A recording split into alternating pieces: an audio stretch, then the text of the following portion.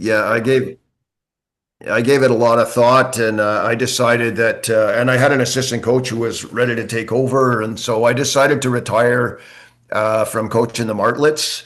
McGill kept me on as a full-time staff for the following year, and I was mentoring all the coaches at McGill, not just hockey, but all the coaches for a year full-time.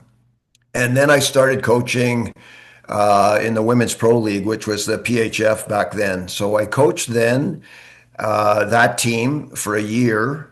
Then that league, folded and the PWHL started. And I basically decided I was going to retire for the second time. And then our men's coach came to me, a fellow who I'd known since he started at McGill in 2004. And I had been following his career and mentoring him for years. He came to me and said, would I be interested in coming on as an assistant coach with the guys? And I thought about it for a little bit. And, honestly, my wife, after I retired, I'd been retired for about 2 weeks, and she couldn't remember why she wanted me to retire. So she encouraged me to take the job. So I did. That's how I started. So I didn't have any preconceived idea of getting involved with the guys team. It's the way it worked out, and it was an easy transition from coaching the Martlets all those years and being close to the men's team anyway. I knew all the players and the coaches and all that, so it was an easy transition, and I've really enjoyed it. It's been great. Peter, how long ago was that? That was so I'm in my third year coaching with the guys. Yeah, in my third year coaching with the guys. Okay. So it's been 5 years since I kind of retired from the Martlets, and I did the mentorship for a year, and then I coached the PHF for a year, and now 3 years with the men. Peter, you have a question.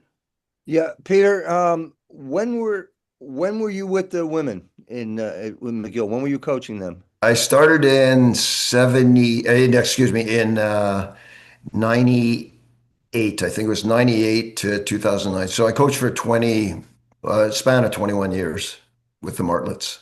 Okay, we had a girl here from Connecticut that I think she was a goaltender up there, Christine Bork, who was Yep, who was up yep, there. You know that yep. name or not? But she Yeah, was that's a long time ago, but that's yeah, yeah. Well, I coached her in high school hockey back in the yeah, day, yeah. and That would have been around 2000, 2001 yeah, that she yeah, played. Yep, she was a backup goaltender for us. Yeah, I remember her. Yeah, for yeah. sure. And Yeah. then my son actually went to Stansted College, and he had Oh, talked. nice. Yeah, he Oh, had talked nice. about a coach at McGill too. So it's funny that's such a small world.